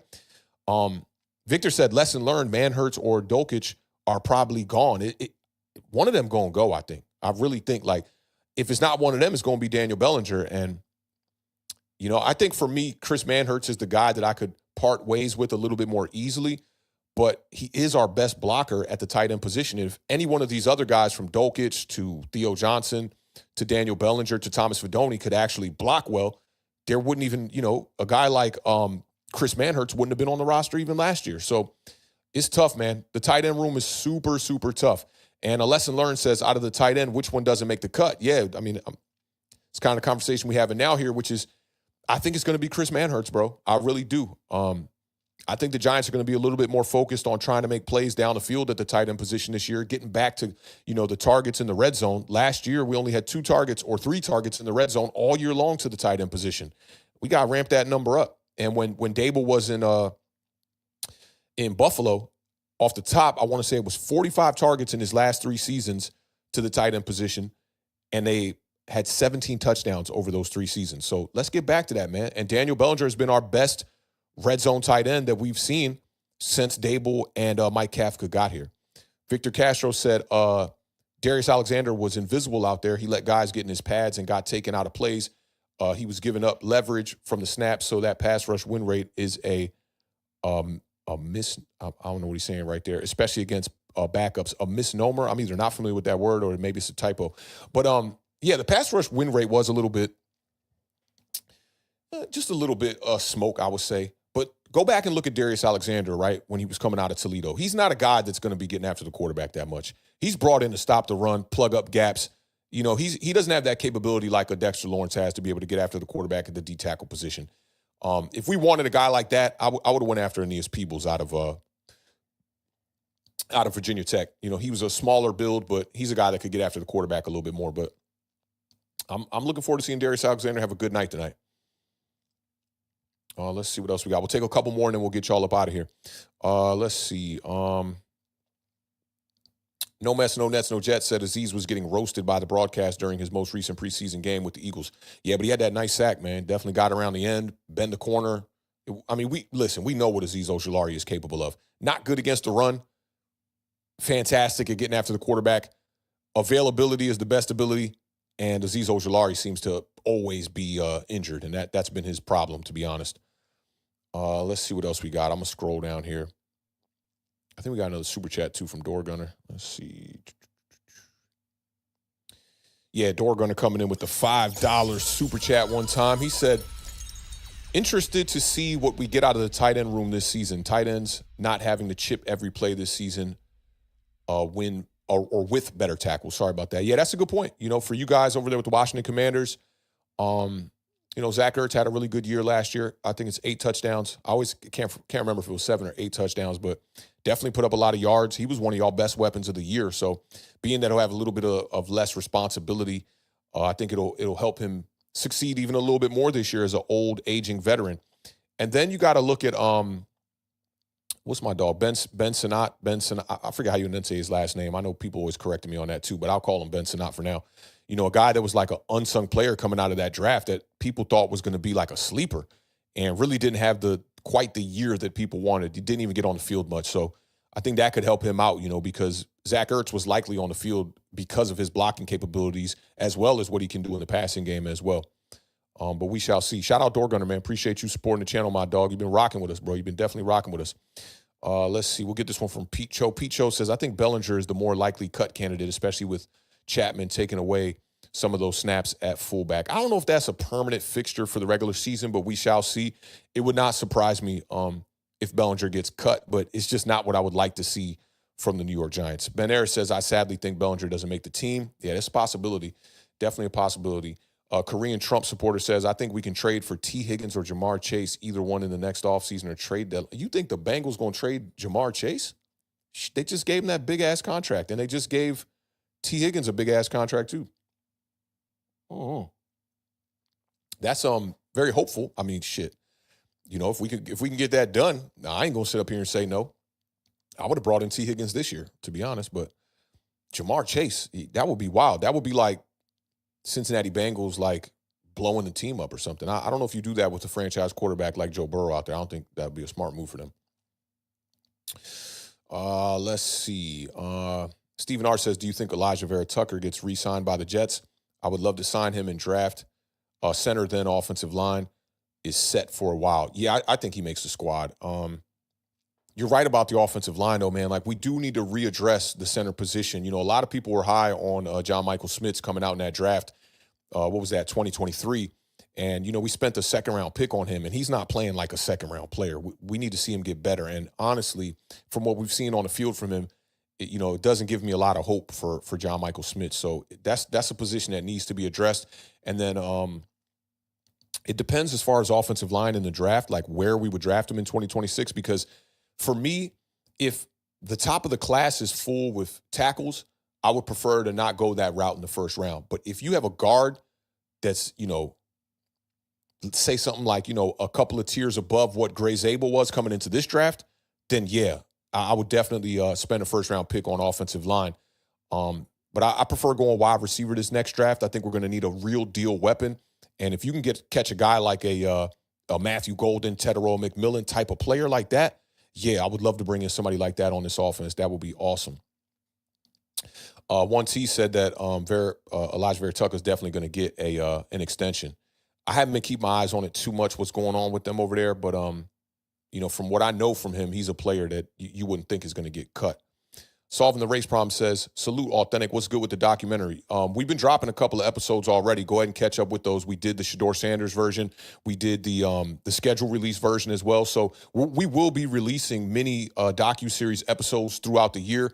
I have this large emphasis of wanting to go live this year, like a lot. Like I told y'all, I want to try to go live like almost every day throughout the week. I'm trying to go Monday through Friday, to be honest. We'll see how long that lasts.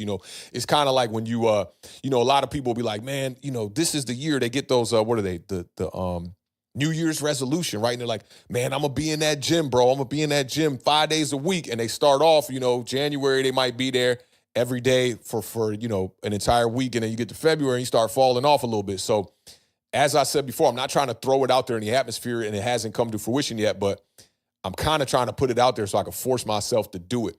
But documentary, just cinematography for me is something that you guys can look forward to throughout the entire existence of this channel, until we gone. That's something that I want to focus on. Opportunities is what's going to be important in creating the documentaries, right? Because my goal is to get on-field access, right? And I've done that with a few different situations. Like I'm filming right now. This will be my second year with the Maryland Terps. So I am able to get footage there with some of the prospects coming out of our university. But like getting on the field at a Commanders game, at a Giants game, it's just that difficult. Even getting in the stadium, I've tried to sneak in small cinematography rigs into the stadium. And if the lens is over 6 inches, they're like, you can't bring that in here. So that really puts a damper on what I'm trying to do with the footage, because like I like to film in RAW, man. That's how I film my footage. I film in RAW, and I like to film in C-Log 3. I know that's a lot of nerd stuff for y'all that don't know about footage, but it basically allows you to film footage at a quality where I could put it on a Netflix or something like that. So we're constantly going to be working on a mini series while we, slowly but surely we'll be working on a lengthy documentary. But just expect a bunch of those to be coming out throughout the year. And there's already 2 episodes there's either 2 or 3 episodes that we've released. And they are all compiled in a playlist on the channel. You can go check those out. Shout out Solving the Race Problem, man. We appreciate you, brother. Let me see. Ben Ayers says that JMS may be the worst starting center in the league. That's definitely a possibility. Korean Trump supporter said social media people are saying Jackson Dart can be Drew Brees 2.0. I would tell social media people, just chill the fuck out, right? All right, let's let my guy get on the field in a regular season game. Drew Brees, the trajectory of his career is so unorthodox, spending the first 2 to 3 seasons with the Chargers and really struggling. And then, the shoulder injury and all that. Like, Drew Brees is one of the best quarterbacks the game has ever seen. I hope that's the case, but I don't know why social media people will be automatically jumping to the conclusion that he could be Drew Brees. And also, I think his play style is a lot different than Drew Brees. Like, Drew Brees was a short pocket passer. Jackson Dart, to me, is going to be more of a mobile, dual threat type of quarterback that can do things from the pocket very well, but also will be able to exploit defenses with his legs. And he said he meant mainstream media. That's interesting. That Drew Brees is an interesting comp. I'm trying to think of who my Jackson Dart comps were. I know I got him in some tweets somewhere.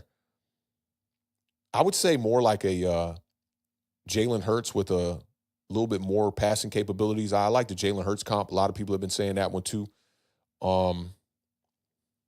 What other comps? I'm trying to think of some OGs too. Maybe like a Mark Brunell. I think a Mark Brunell vibe could be, a nice pocket passer, but also have that added capability to be able to use his legs. Yeah, but Drew Brees, hopefully they're right. Stephen R. said Runyon and JMS is the two spots that could use an upgrade. Yeah, man, and I had high hopes for John Runyon Jr. coming from Green Bay, but I think you're starting to see why the Green Bay Packers allowed him to walk in free agency after his rookie contract expired. I just don't think he has those elite characteristics quite yet, but he can be a serviceable lineman. It's really not an upgrade from the last dude we had in that position, Ben Bredesen. It's really not that much of an upgrade, and we're paying him a lot more. I mean, John Runyon is making $10 million AAV, I want to say. I think he got a 3-year, $30 million deal. You got to live up to that, bro. Like, I've always said he's just a bit of a Band-Aid, type of situation for the New York Giants offensive line. He's not a permanent staple for us. Let me see. Solving the Race Problem said, still got to give you your flowers. You picked Dart as your quarterback, too, when it was unpopular and everybody wanted Shador. Yeah, man, last year, 2 drafts ago, I allowed national media and, people that were evaluating quarterbacks to influence my opinion to the point where I didn't even look at a lot of Caleb Williams' all-22. I wasn't even seeking it because he was not on the New York Giants' radar. And I looked at it as it was a foregone conclusion that he was going to get drafted number 1, whether it would be from the Chicago Bears or if the Bears would have traded out of the pick. Whoever traded for the pick would have got Caleb Williams. So I didn't even really look at the tape. And now when I see his game, translate to the NFL and the success that he has had, the minimal success, and the deficiencies within his game of holding on to the ball too long and all these things, if I would have just watched more all-22 on Caleb Williams, I would have been able to see that very easy. Same thing for Bo Nix. I allowed people's, shade they were throwing at Bo Nix to cloud my judgment on what I was seeing on the tape. Because when I saw Bo Nix on tape, I thought this is like a serviceable quarterback that could come into the league and be at least average. I didn't think he was going to have the kind of success that he had in his rookie year, be able to come in, be a starter. I thought a team would take a little bit more time to develop him as a quarterback. But I allowed, other people's evaluations to cloud my judgment. This year, I said, you know what? I'm sticking to the script. I'm judging these quarterbacks based on what I see, right? I was one of the first people to talk about Tyler Shuck.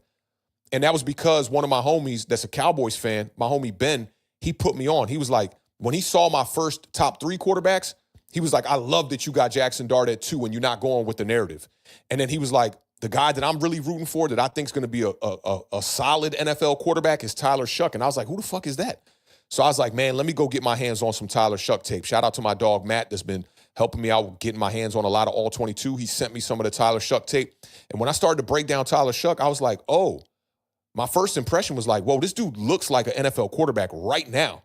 Then I started to see some of the mistakes and some of the turnovers, especially in the Notre Dame game on the all-22. He broke out for like a 45, 50-yard run.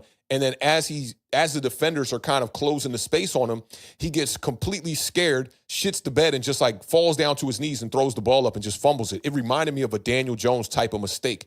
He also had a couple of plays where like pressure got to him and he just literally just like not even giving a shit, just threw the ball out there. Luckily, it wasn't an interception, but he was just like not even full strength throwing the ball, like literally like shot putting it just to get it out of his hands and almost causing turnovers. Those things reminded me a little bit too much of Daniel Jones. And that was why I wanted to stay away from him. And granted, the Daniel Jones experience clouds my judgment a little bit with Tyler Shuck as well. But if Tyler Shuck comes into this league with the New Orleans Saints, and let's say he just has like a career like a Andy Dalton, it would not surprise me one bit. It wouldn't surprise me at the same time if he had a career like a Chase Daniel and he was just a backup, right? It wouldn't surprise me. But then there were other quarterbacks. There were guys like Seth Hennigan out of Memphis that no one was talking about. People thought that Will Howard was a guy that, shouldn't even be drafted. And the Pittsburgh Steelers ultimately ended up drafting him. I think it was in the 3rd or the 4th round. I liked a lot of quarterbacks in this draft, and I went against the narrative that was out there, that this quarterback class was lackluster and all these quarterbacks are dog shit. And, this was a rhetoric that was being spewed for over 2 seasons, that by the time we get to the 2025 NFL draft, there are going to be no quarterbacks that you can draft. So you better draft one in 2024. A lot of people were saying that. When the New York Giants passed up on Michael Penix Jr. and J.J. McCarthy with the 6th overall selection in 2024, that's what most people were saying. Now, for me, I wanted a quarterback at 6. I did want Michael Penix Jr., which was an unpopular opinion at that point in time, too. But now that we're seeing Michael Penix with the Atlanta Falcons, I think people are starting to kind of renege on those statements here. And there were a lot of us that supported Michael Penix. 1T is in the building right now, and he was a huge Michael Penix supporter. When people were saying Michael Penix is a quarterback that, oh, man, those injuries are piling up. He's going to come into the NFL and get hurt. He's a guy that should be drafted, on day 2 at bare minimum. And then ultimately the Atlanta Falcons ended up spending a top 10 pick on him after they brought in Kirk Cousins for $200 million. So, this year I just really tried to buckle down, go with my gut. As an evaluator, evaluate what you see in front of you. That's what I encourage people to do that are getting into evaluating quarterbacks, right? Because when they get to the NFL, there are so many circumstances that are going to change the perception on who they are as a quarterback, right? We're seeing two quarterbacks now in the Cleveland Browns system. There's a difference in seeing a guy like Jackson Dart in the Brian Dable system. So your circumstances and your surroundings are definitely going to influence how you look in the NFL. My quarterback evaluations are from what I saw in college, not from what's happening in the NFL. And I'm just, the beneficiary now, and it's fortunate that Jackson Dart looks the part so far, but those were things that I saw in college. I never sat up here and promised anybody that Jackson Dart was going to be some official NFL quarterback, but it's good to see that things are translating. It's good to see Brian Dable's got him going in the right direction. And again, I will encourage y'all, if you start to evaluate quarterbacks, fuck what everybody else is saying. Trust your gut, put the work in, look at quarterbacks, study some of the best evaluators in the game, and I got to give it up. JT O'Sullivan from the quarterback school is the best evaluator in the game right now. I promise you. And I love what Kurt Warner is doing. Love what Chase Daniel is doing. Thinking Football does a really good job of breaking down quarterbacks on YouTube as well. There are a bunch of great evaluators out there. But look, I put JT O'Sullivan in the quarterback school on a pedestal. And if you are fortunate enough to go out there and, support his Patreon and get to see some of those streams, that is the best type of evaluation you can get at the quarterback position. I suggest that you guys go over there and check out his latest breakdowns. He did one on Dylan Gabriel. He did one on Jackson Dart. He did one on Shedeur Sanders. I'm really waiting to see the one come out on Tyler Shuck as well, just to see how he views Tyler Shuck in the NFL as well. I use JT O'Sullivan as a bit of a reassurance for my takes. I like to do my evaluation before I look at some of his. And then, as I watch his, it's almost like a big brother experienced NFL quarterback being able to tell me, okay, this is what you might have seen wrong. Oh, another one is Kurt Benkert, who also is a former NFL quarterback that does really good evaluations too. He was high on Jaden Daniels in the 2024 draft. He was high on Jackson Dart in the 2025 draft. So definitely go check out some of those evaluators. I think they are the best. Total Package 210 says Jones was a morale extinguisher. This quarterback room is a morale booster. Watch the O-line play for, not with, these quarterbacks this season. Love the way you worded that, bro. That's amazing right there. I totally agree with you on that. Bookend tackles, putting that bicep up for Michael Penix Jr. Absolutely, man. Look, I've been saying it since the kid was drafted. He had the best arm talent in that draft. And right now in the NFL, Michael Penix Jr.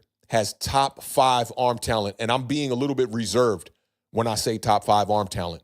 I think he's got top 3 arm talent in the NFL right now. And if you don't believe me, go check out my breakdown on the YouTube channel of Michael Penix. It's in the Film Fridays playlist if you want to check it out. Michael Penix Jr. is next level.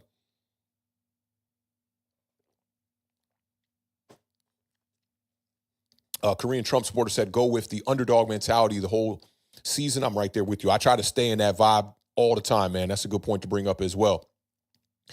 Lamont Lewis says, I'm so late to this, man. Go ahead and hit that rewind. We got big hours before this game starts at 8 p.m. tonight.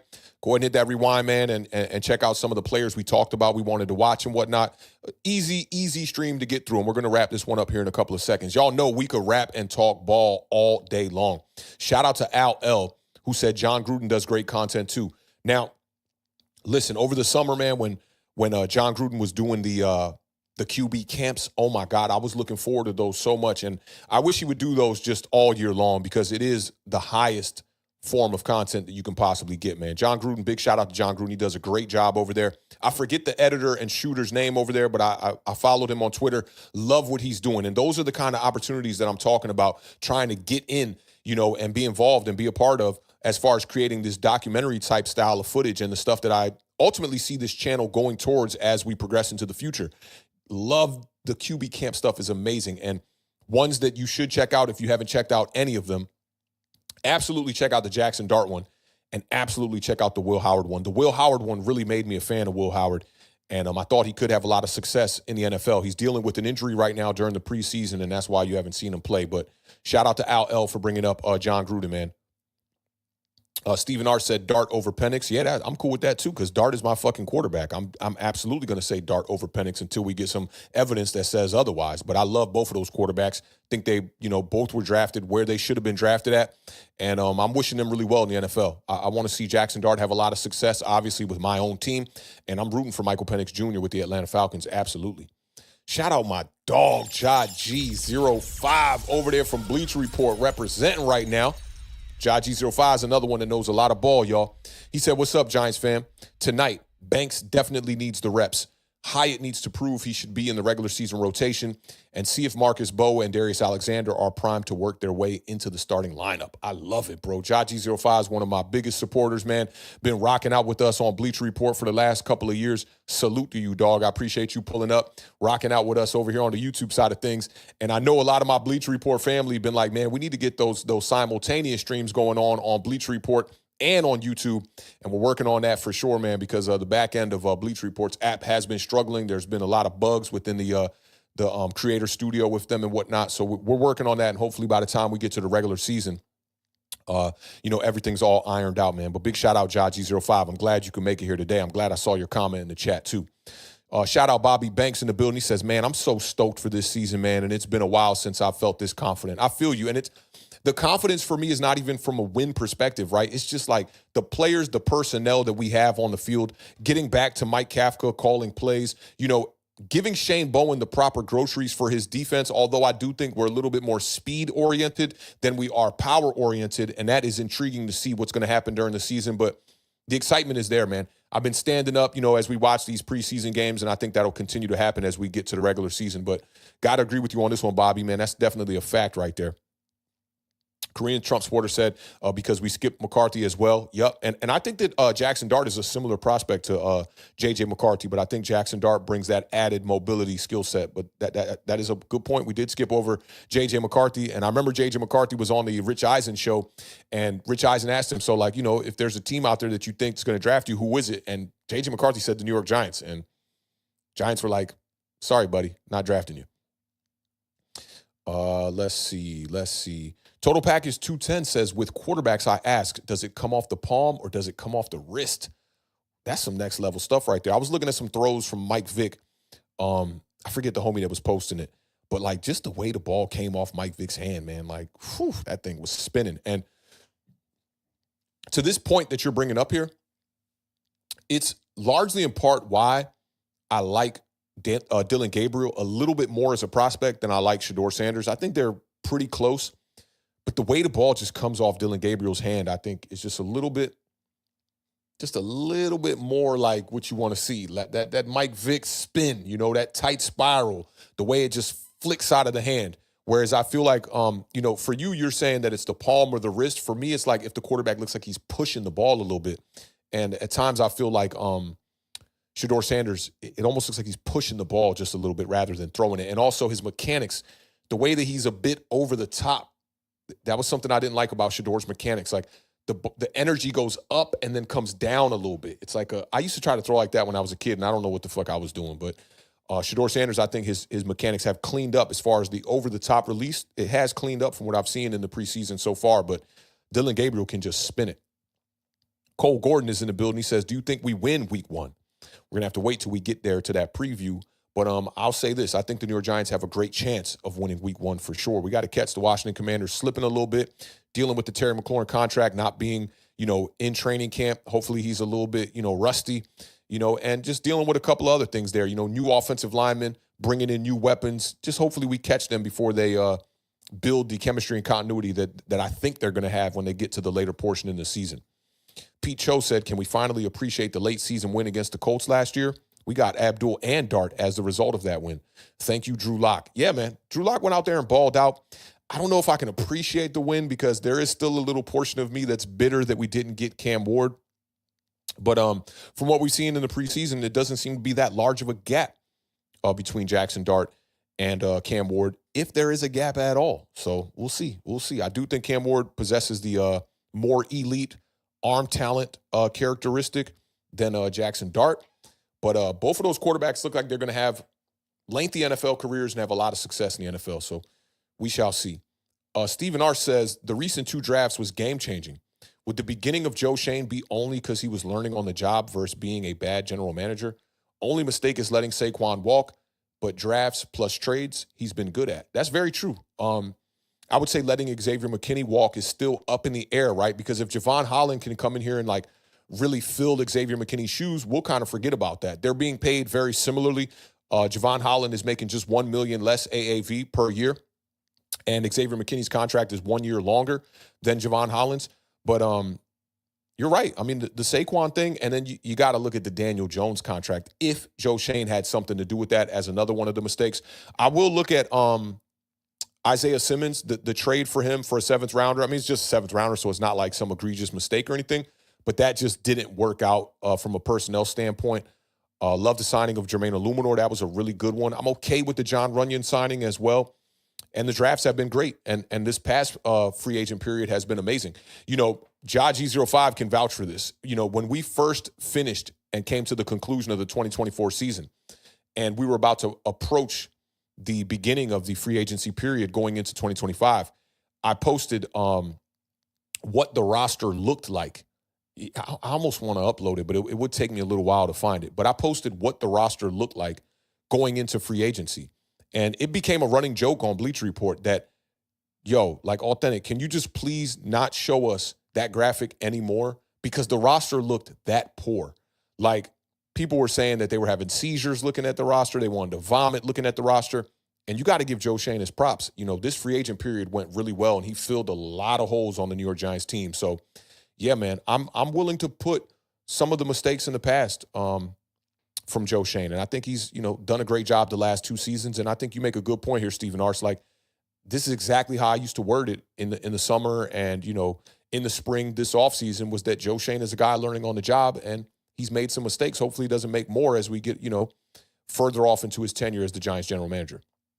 Shout out my dog, DeIlla. As I always tell y'all, man, go subscribe to DeIlla's channel over there, man. He's definitely putting work in on that channel, and I love some of his takes. He makes you really think, and a lot of people say that about me. Like, you know, when I get compared to some of the other people creating content in the Giant space, people say, I might not always agree with you, Authentic, but everything you talk about will make me think and make me second guess something.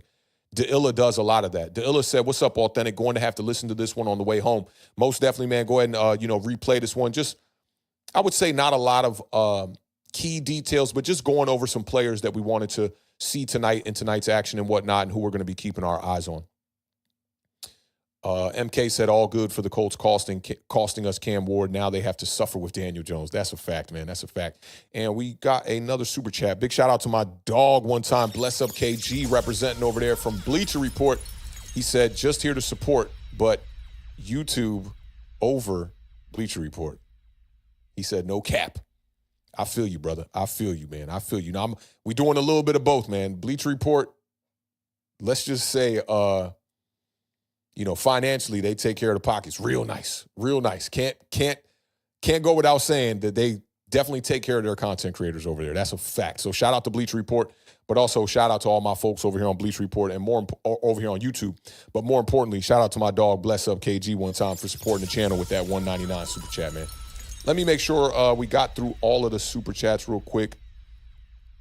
Shout out my dog, Break the Huddle podcast, man. Just supporting, just throwing the dollar out there one time, man. I appreciate you. That it reminded me of them Al Bundy vibes. Remember when Al Bundy went to the strip club and he put the single dollar? This is for my OGs. He put the single dollar on the fishing string so that he could put the dollar in the stripper's, wherever, her bra or whatever he put it in. And then when she would walk away, he would reel it back in. That's for all my OGs out there that know about, was it No Ma'am? Was it No Ma'am? Maybe some of my OGs will correct me and let me know. I think it was No Man back in the day, but Al Bundy is a GOAT. I mean, he scored 4 touchdowns in a high school game. He's one of the greatest to ever lace up the cleats. So big shout out my dog, Ed O'Neill, one time. David Hernandez said, just remember, We got the 99th comp pick for McKinney, and it allowed us to trade up for Dart and still pick Scatterboo. We'll have to wait and see. Absolutely, and that's a good thing to bring up, man. You want to remember those things because getting that comp pick literally saved allowing Xavier McKinney to walk in free agency, man. So that's a good point, man. I always get, my chat always dropping them gems, man. Salute to y'all. I appreciate that.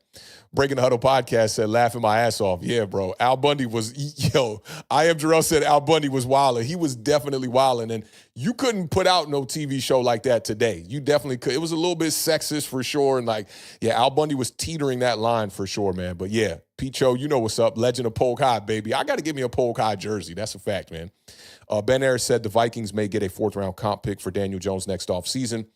Maybe a Scatterboo type of player. That's facts, man. That's facts, man. That's definitely facts. But salute to y'all. I didn't want this one to go too long. Best of luck to the New York Giants tonight going up against the New England Patriots in the preseason finale. Is definitely going to be a vibe, man. Shout out to all of you guys who pulled up today and rocked out with us, man. We've been going live every day this week. We're going to be trying to keep that same exact theme for the Giant overreaction throughout the season, kind of revamping some things as we approach the week one, regular season matchup going up against the Washington Commanders. So expect to see a bunch of content over here, man. And, for those of y'all that are new in the chat and whatnot, if you digging the vibes, go ahead and hit that subscribe button here. We're not begging for subscribers or no shit like that. We appreciate having our little small corner of the internet called Authentic and the Beard over here. And quite frankly, and a couple of my homies on Bleacher Report that are here in the chat will vouch for this, I don't like it when there's too many people in the building. I got to keep it real. Now, I don't want, just 10 people in the building. I like doing a stream 2 people, don't get me wrong. But at times when Bleacher Report would roll out my streams to the entire app, like you talking about 2,000 people in the building and the chat is just looking like the end of Wheel of Fortune or not Wheel of Fortune, Price is Right when they just spin it. And I can't even see what the family in the chat are even speaking on. So I like where we are at right now today as far as the community that we have built, but that's not to say that we don't want to open the doors to more New York Giants fans, to more NFC East fans. So if you dig in the vibes, absolutely hit that subscribe button. We're going to be trying to continue to bring y'all the highest level of quality content surrounding the New York Giants, and most importantly, the realest, rawest content. We're not afraid to talk about any subjects, whether it be from a quarterback being garbage or how many black quarterbacks the New York Giants have drafted during their entire existence, whatever it may be. We're not going to be afraid to touch those subjects and talk about them. And while we do that, we're going to have respect for everybody that's dropping their opinions in the chat and sharing their opinions on the topic at hand as well. So again, man, major salute to all of you guys for tuning into all of these streams we've been doing all week. I'm going to try to continue the theme, man. And like I said, try to go live every day, especially until we at least get to the regular season. And we're going to be revamping some things as we spoke on. But let's get some biceps in the chat. And, before we get up out of here, I see Michael Harris says, sorry, Authentic spell check did me in. Following you from Norway, man. Big shout out to my dog, Michael Harris, all the way from Norway representing, man. We appreciate that, man. We got New York Giants fans all the way across the whole damn globe, man. It's an amazing thing to see. Gregory said, thanks, Authentic. Great show as always. Good night, everyone. Salute, man. Appreciate you rocking out with us, Gregory. I know you a Dallas Cowboys fan, but you definitely one of our biggest supporters over here. Korean Trump supporter said, still a whole month to go before preseason for hockey season. All right, I don't watch no hockey, but I would like to go see a hockey game in person. That's something I think will be real dope. Kay Dubbin said, my favorite Giants channel. Love all of your content, man. Salute, bro. That stuff like that means a lot to me because I definitely put in a lot of time when it comes to creating content. And, I definitely pride myself in trying to bring y'all the highest quality content while bringing y'all value, but also differentiating myself from what the other content creators are doing within this space. So I try to bring a fresh approach to, the Giants Nation, man. And shout out to everybody out there that's creating great content, from guys like Diggy that was here to Illa, Bobby Skinner over there with Giants Nation. I love that he changed that name and went on his own. I'm a big fan of that. Who else? Big Dash Knows, man, is one of my favorites as well. Tim from Online Big Blue. There's a slew of people. Bad Dog, Entertainer, Cop Pizzle, all these dudes, man. They all bring a certain particular approach to Giants content, and I like that. And I try to stay out the way. I don't want to make, the humorous content that Cop Pizzle makes. I don't want to do the offensive lineman breakdowns that Bobby's doing. I don't want to do the, fan perspective type of stuff that Entertainer and Bad Dog are doing.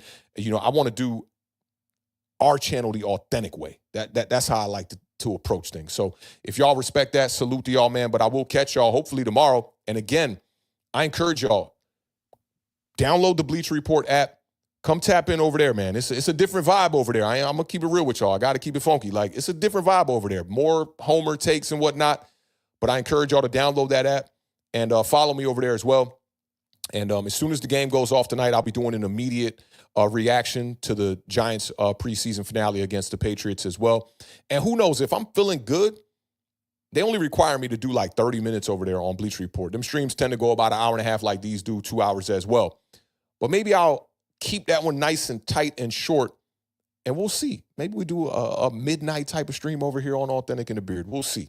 But y'all know how we end every stream over here on Authentic in the Beard. Keep raising that bar. Keep living those dreams, because the universe flows in Technicolor and surround sound, and a life without dreams is a life in black and white. Rest in peace to the podcast GOAT and New York legend and Zoe Combat Jack. And that's a wrap, y'all. I'll catch y'all on the flip side, which shouldn't be in more than 24 hours, man. Y'all be easy. Enjoy the rest of y'all Thursday evening, and let's get another W. Let's get 30 points in this game again, and let's get another W against those New England Patriots tonight, man. Y'all be easy. I'll catch y'all. Peace, y'all.